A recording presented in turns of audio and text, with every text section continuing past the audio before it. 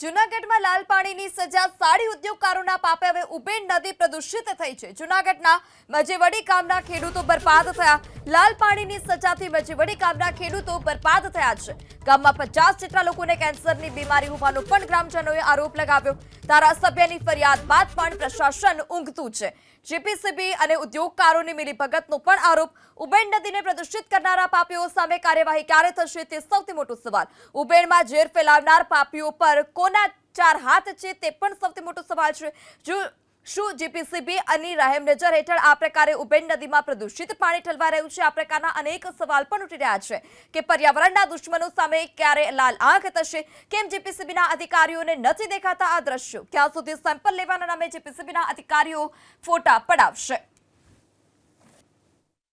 જેતપુરના સાડી ઉદ્યોગકારોના પાપે 58 ગામના લોકો પરેશાન થઈ રહ્યા છે, વર્ષોથી પીડા ભોગવી રહ્યા છે। જમીન વાંજણી થઈ રહી છે અને જમીન વેચવા જાય તો ખેડૂતોને એના સરખા ભાવ પણ નથી આવતા। વર્ષોની આ સમસ્યા, અનેક રજૂઆત, અનેક ફરિયાદ છતાં નથી પ્રદૂષણ નિયંત્રણ બોર્ડ કોઈ કાર્યવાહી કરતું, નથી ચૂંટાયેલા પ્રતિનિધિઓમાં આટલો દમ કે આ પ્રદૂષણ રોકાવી શકે, કે નથી સરકાર એટલી પાણીદાર કે ઉદ્યોગપતિઓ સામે કોઈ પગલાં ભરે। મજેવડી ગામમાં છું, જૂનાગઢ જિલ્લાનું મજેવડી ગામ, અને સરપંચ સાથે પહેલાં વાત કરીએ। સરપંચ, ઉબેણ નદીનો આ પટ્ટો કેટલા ગામને, કેટલા લોકોને, કેટલા વર્ષોથી આ પ્રદૂષિત કરી રહ્યો છે? લગભગ 15 થી 20 વર્ષથી આ પ્રદૂષણનો સામનો મજેવડી તેમજ આજુબાજુના 58 ગામ, ઉબેણ નદીના 58 ગામ આ પ્રદૂષણનો સામનો કરી રહ્યા। અમે અનેક વખત અરજીઓ કરી, રજૂઆતો કરી, આંદોલનો કર્યા, પણ એનું કાંઈ આવતું નથી। હાલના સમયમાં માનનીય ધારાસભ્ય શ્રી સંજયભાઈએ એક મુહિમ ઉપાડી, કલેક્ટરશ્રીને બધાને ફરિયાદ સંકલનમાં કીધું છે, છતાં આનો કોઈ હજી નિરાકરણ આવ્યું નથી। બીજું એક વાત, માની લ્યો કે અમુક રકમથી ઉપરનો જુગાર પકડાય તો તાલુકા પીએસઆઈ સસ્પેન્ડ થાય, તો આ ખુલ્લી નદીમાં પાણી આવે જ છે, તો જીપીસીબીના અધિકારીને કેમ સસ્પેન્ડ કરવામાં નથી આવતા? કેટલા લોકો હશે ઉબેણ નદીના 58 ગામના? કે 58 ગામમાંથી લગભગ 1 લાખ જેવી માનવ વસ્તી, એ સિવાયની સમગ્ર જીવસૃષ્ટિને આ પાણીથી નુકસાન થાય છે, છતાં કોઈ કાર્યવાહી કરવામાં આવતી નથી। અચ્છા, આ જે કેમિકલ યુક્ત પાણી આવે છે એની અસર શું જોવા મળે છે? કેટલું નુકસાન કોને કોને પહોંચાડે? કેમિકલ યુક્ત પાણીથી મજેવડી ગામના અંદર અત્યારે લગભગ 50 થી 60 લોકોને કેન્સરની બીમારી છે, અને સ્કિન અને ચામડીની ઘણી બીમારી છે। અવારનવાર રોગો ઘણા થાય છે, છતાં આના અવારનવાર રજૂઆત કરવા છતાં જ કોઈ ધ્યાન દેતા નથી। અચ્છા, રજૂઆત થાય છે વારંવાર, હમણાં પણ તમારા ધારાસભ્યએ રજૂઆત કરી, અત્યાર સુધી શું કાર્યવાહી થઈ? અમારા ધારાસભ્ય શ્રી સંજયભાઈ કોરડિયાએ સંકલન સમિતિમાં રજૂઆત કરેલી। જેપીસીબી જેતપુરના સાહેબ અને જેપીસીબી જૂનાગઢના બંને સાહેબે આવીને સેમ્પલ લીધું। અમે કીધું હતું કે આ સેમ્પલ લ્યો અને અમારી હાજરીમાંનું ટેસ્ટિંગ થવું જોઈએ, અમને બોલાવજો, છતાં પણ બોલાવવામાં આવ્યા નહીં અને સેમ્પલના રિપોર્ટ એમને કાંઈ જવાબ દીધો નહીં અમને। અનેક રજૂઆતો, આંદોલન કર્યા છે। મિત્રો, આ પાણી છે ને પીવા લાયક પણ નથી। આની અંદર કૂતરું ખોરું પાણીમાં નીકળે ને તો એના વાળ ખડી જાય છે। આ પાણી એટલું પ્રદૂષિત છે કે ચાલુ વેણની અત્યારે પરિસ્થિતિ છે, છતાં ફીણા વરે છે। તાજું પાણી હોવું જોઈએ નદીનું, છતાં નથી। એટલે આ પાણી અમને જીપીસીબીના પ્રદૂષણ અધિકારી સાહેબશ્રીને મેં પ્રશ્ન કર્યો હતો કે આ પાણી પીવાલાયક નથી અને ખરાબ છે, તો એ કે કોક રાતે કેમિકલનો ડબ્બો ઠલવી ગયા છે એટલે ખરાબ થઈ જાય। એ કે એક 15 લીટરનો તેલનો ડબ્બામાં જો એ ખરાબ થતું હોય પાણી, એવું આ વેણમાં એટલું પાણી દેખાય નહીં। રાતે કેનાલ ચાલુ હોય ત્યારે પણ ટેન્કરો કેનાલમાં ઠલવી દે છે। લાલ પાણી રાતે 2 વાગ્યા પછી ખેડૂત પાણી વારતો હોય તો એના ખેતરમાં આવે છે। કોણ ઠલવે છે? એ રાતે ત્યાંથી એમને ટેન્કર ભરાઈને આવી જાય ને કોઈ માણસો ન હોય એટલે ચાલુ કેનાલમાં ટેન્કર ઠલવી દે। ક્યાંથી આ પાણી શેનું હોય છે? ક્યાંથી આ જેતપુર સાડી ઉદ્યોગનું પાણી આવે છે, અને એ ટ્રીટમેન્ટ પ્લાન્ટ સાહેબ જોવા જાય ત્યાં હોય ખાલી બતાવવા પૂરતો, ટ્રીટમેન્ટ કાંઈ કરતા નથી, અને ઉપરથી આ ધોલાઈ ઘાટના પાણી સીધા ઉબેણ નદીમાં છોડે છે। અચ્છા, તમને એટલા સમયથી શું તકલીફ થઈ? મને જો સાહેબ આ ચામડીની તકલીફ થઈ ગઈ છે, આ પાણી પીવાથી કાયમીને। આ જો આ પગનું, આ જો આ આટલું, આ કાંઈ નહોતું, આ 1 વર્ષમાં આ બધું થઈ ગયું છે। આ બધા હાથમાં બધે જોઈ લ્યો। શેના કારણે તમે આ પાણીનો ઉપયોગ કરવા લાયક નથી? પાણી નથી, છતાંય અમે પાણી પીએ છીએ। ઘરે આવે છે મોટર દ્વારા, એ ઘરેથી અમે પીએ છીએ પાણી। અને ખેતીમાં એમ નદી કાંઠે વાડી છે, એમાં એમ અહીંથી ઘરેથી પાણી ફિલ્ટરનું ભરીને પીવા લાયક લઈ જવું પડે છે। આ તકલીફ પાણીની બહુ મોટી છે। અચ્છા, જમીનને શું તકલીફ પડી રહી? જમીનમાં પાણી ઉતરતું નથી, એક પ્રકારની ચીકાશ થઈ જાય છે અને કેમિકલ વાળું આમ માથે તર બાંધી જાય છે. પાણી ટૂંકમાં અંદર જમીનમાં ઉતરતું જ નથી, એટલી ચીકાશ પકડી જાય છે જમીન. તો એક વાત એવી પણ છે કે ખેડૂતો જમીન વેચે છે તો એના ભાવ પણ નથી આવતા. હા, વેચે છે તો ભાવે નથી આવતા એમ, એ જમીનનું કોઈ લેવલ નથી. હા, આ પાણીના કારણે. બેન, કેટલા સમયથી તમે આ ગામમાં આવ્યા છો અને આ પ્રદૂષિત પાણીની શું શું તકલીફ છે? હું 8 વર્ષથી આવી છું અને આ પ્રદૂષિત પાણી એવું છે કે આના દ્વારા આપણે જે જમીનમાં વાવેતર કરી અને પછી એને પાઈ તો એ એટલી ચીકાશ છે કે 1.5 ફૂટ સુધી એટલું ભર્યું રહે છે કે જમીનમાં શોષાતું નથી, કે આપણે એની ઉપર હાલીને તો આપણે પણ લપટી જાય એટલું એમાં આમ ગળફા ટાઈપ આમ ચીકાશ છે, જે આ પ્રદૂષણને લીધે આ જે પાણી છોડે છે એને લીધે શોષાતું નથી. પહેલાંના જમાનામાં નદી જીવાદોરી ગણાતી, હવે આ નદી છે એ જીવાદોરી નથી. પહેલાંના જમાનામાં શાકભાજીના વાડા વવાતા નદીના કાંઠે, હવે અત્યારે એટલા ખેડૂત મજબૂર છે કે નદી કાંઠો એમ થાય કે આપણા પૂર્વજો નદી કાંઠે કેમ આવ્યા, આના કરતાં એ જમીન રોડને કાંઠે હોત તો સારું હોત. નદી કાંઠે અમને અત્યારે નદી છે ને અમારી દુશ્મન લાગે છે, પહેલાં જીવાદોરી હતી અત્યારે દુશ્મન લાગે છે. અમે મજબૂર છે કે અમને આથી કોઈક છુટકારો આપે, અમે જમીન વેચવા તૈયાર છે તો એના પૂરતા ભાવ નથી આપતા, કારણ કે આટલું પ્રદૂષણ પાણી જોઈ અને કોઈ પણ ખેડૂત લઈ શકે, ક્યાંય અહીંયા ઉદ્યોગ ન થઈ શકે એટલું પ્રદૂષણ છે પાણીમાં કે તમે છે ને એની આમ નજર નાખો ને તો આપણને એક પ્રકારની વાઈસ આવે, એક પ્રકારનું આમ ઉપકો આવે, એમ થાય કે આવું પાણી. અત્યારે અમે નદી કાંઠે છે છતાં અમે ઘરેથી પાણી ફિલ્ટર બનાવી અને પીવા લઈ જાય છે.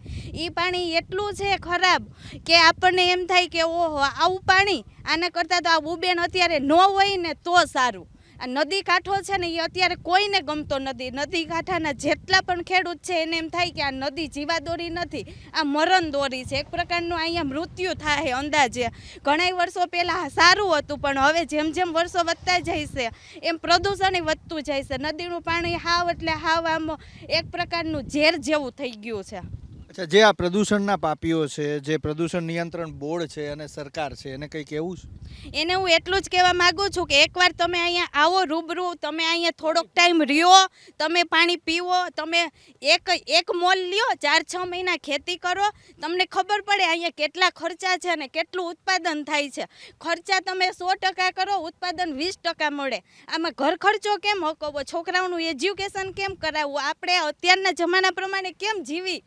આ જમીનમાં છે અત્યારે એટલી ઉપજ થતી જ નથી. જે બધા એમ કહે કે આટલું ગુજરાતમાં વાવેતર થયું, આટલું ઉત્પાદન થયું, પણ અહીંયા તમે આવો, તમે જોવો કેટલું ઉત્પાદન થાય છે. આ જ વર્ષે અમે જ્યારે વાવેતર કર્યું, આપણે અગાઉ ઓરવીને વાવીને મગફળી, અમે એ પાણી પાયું, એમાં મગફળી ઉગી નહીં.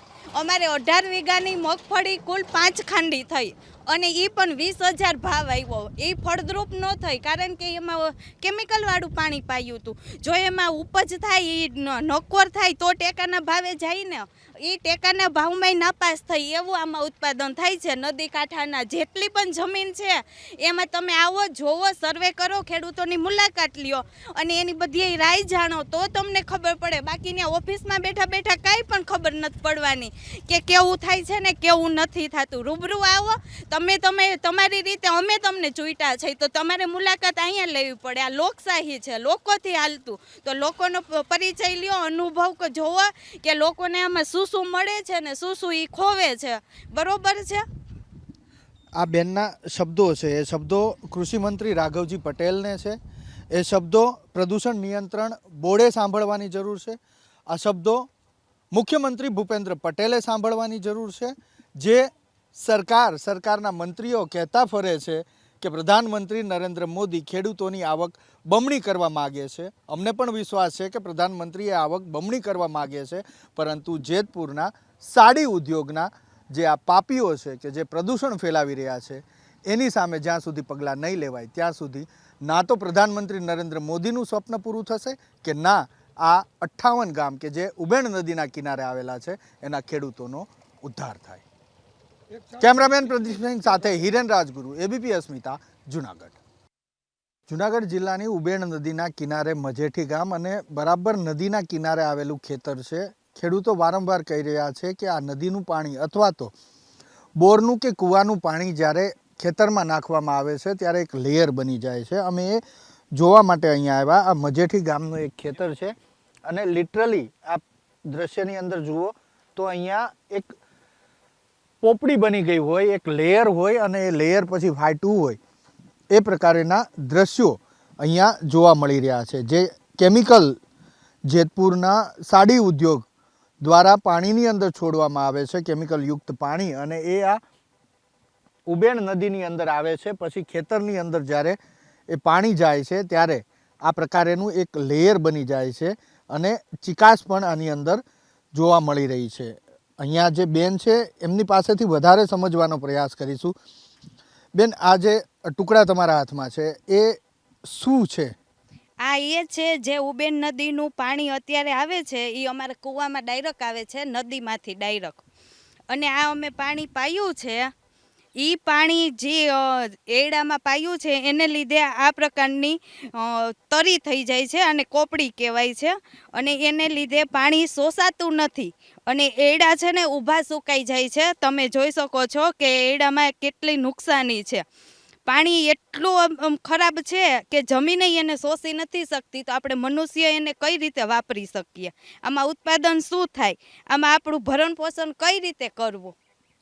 તો આ એક પ્રકારનું લેયર થઈ જાય છે અને આ લેયર થઈ ગયા બાદ બાકી જે પછી પાછળનું પાણી હોય છે, પાણી જમીનમાં નથી ઉતરતું, જેના કારણે આ ઊભો પાક છે કપાસનો, એ પાક સુકાઈ રહ્યો છે. એની પાછળના બે કારણ છે. એક તો મૂળિયા સુધી પાણી પહોંચતું નથી અને બાકીનું પાણી જે ઉપર રહે છે એના કારણે વધારાનું પાણી ભરાવાના કારણે આ પાક સુકાય છે. મારી બરાબર બીજી તરફ ખેતર આવેલું છે કે જેની અંદર એરંડાનો પાક છે. એ એરંડાનો પાક પણ આપને દર્શાવવાનો પ્રયાસ કરીશું. અહીંયા પણ જે પાણી પાવામાં આવ્યું હતું ત્યારબાદ ઉપરનું લેયર આપ જુઓ છો એ પ્રમાણે અહીંયા પણ ઉપર એક લેયર બની ગયું છે, જેના કારણે પાણી જમીન સુધી જતું નથી. એરંડો છે એના મૂળમાં પાણી જતું નથી, જેના કારણે ઉપરથી દેખાતો સારો એરંડો નીચેથી બરબાદ થઈ જાય છે અને અંતે આ રીતે ઢળી પડે છે. તો ખેડૂતો જે પ્રકારેની ફરિયાદ કરી રહ્યા છે કે ઉબેણ નદીની અંદર જેતપુરના સાડી ઉદ્યોગકારોના પાપે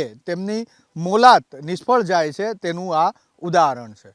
કેમેરામેન પ્રદીપસિંહ સાથે હિરેન રાજગુરુ, એબીપી અસ્મિતા, જૂનાગઢ.